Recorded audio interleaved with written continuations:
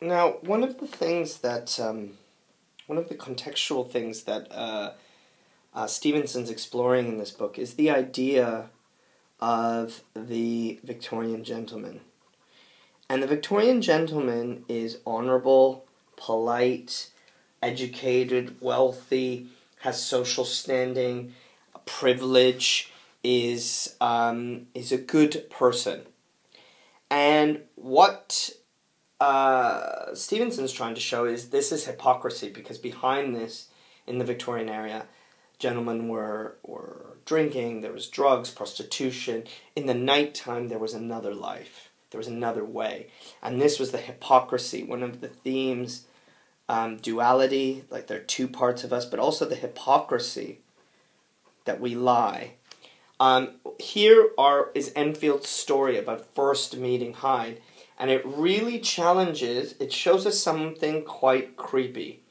And to really understand how creepy, you have to put it back into the Victorian era. So Enfield, who himself is coming back at 3 o'clock in the morning, which we can think about, it's only a side detail, but why is he coming back so late at night? What is he doing?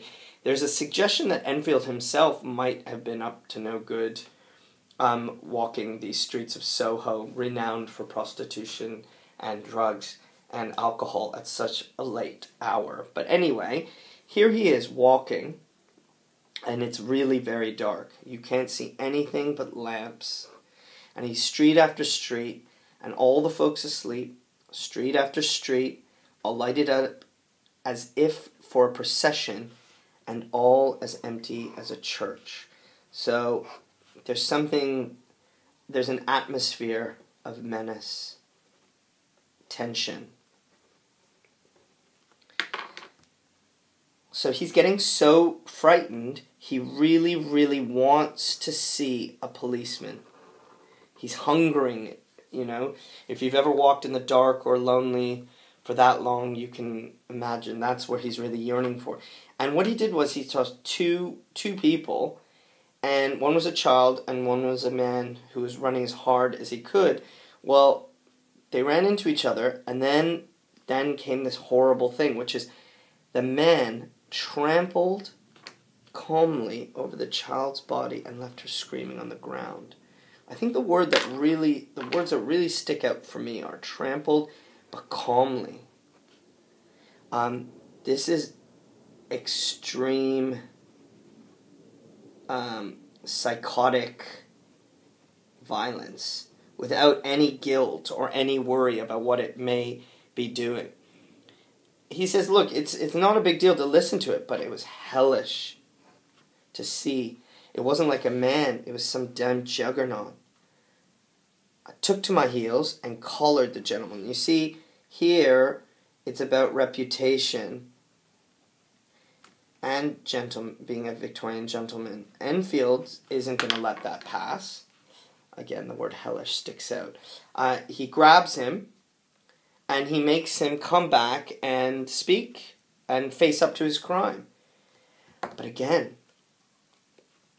I would think, since he's such a villain, and we know he's very powerful, he could have beaten up Enfield, but actually it's even worse what he does, especially in the context of manners. He was really relaxed and made no resistance. And he just looked at him, and it was so ugly, the look, that it brought out a sweat.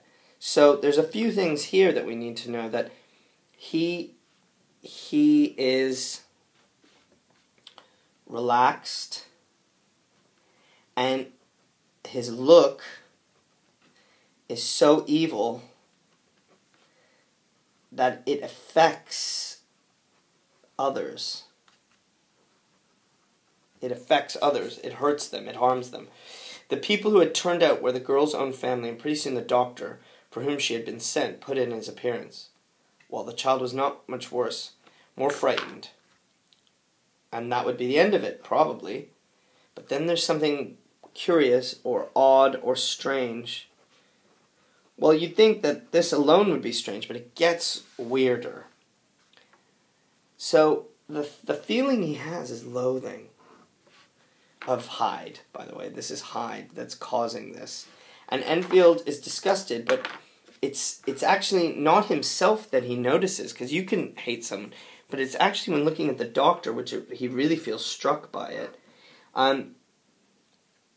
He turned sick and white with desire to kill him. So not only is Hyde evil, he causes evil around him. He causes people to want to kill and harm and hurt. I knew what was in his mind. Justice was in mind. Killing being out of the question, we did the next best. So this now is his gentlemanliness. They say, well, you're going to have to pay for this. Yeah. We told the man we could and would make a scandal out of him. Now that's connected to another theme, which is reputation. It's very important in Victorian times. You are kind of what your name is. And the threat here is they'll make his name stink. Everyone will know what he's done. So he's going to lose all his friends. Everything's going to go horribly for him because they're going to basically drag his name in the mud. And they were really throwing it at him a lot as they're pitching it in red hot, as if he was a train. The metaphor there is as if he was a train. They're putting a lot of coal in him. They're really trying to gas him up. We were keeping the woman off him as best we could. They're as wild as harpies. So you really have to imagine what this guy did to this girl, because the women want to attack him. And all the while, he's perfectly calm. He had a black, which is to say evil, sneering coolness. That's the second time. He was scared, but he carried it off like Satan. Scared, cool, evil, indifferent. To understand really why Hyde is so worrisome is he causes the people around him to want to murder him. It's almost a biological effect. But then also the language used to describe him emphasizes his indifference, his just being completely relaxed. And this reflects, this is really against the norms of being a Victorian gentleman, about having a reputation that you want to care about or would be willing to defend. It rejects the idea of religion, of being of having good manners, and all those ways. This character of Hyde is presented to the reader, the Victorian reader and the modern reader, as a challenge to all of our values, and this is just a little glimpse of him right away in chapter 1.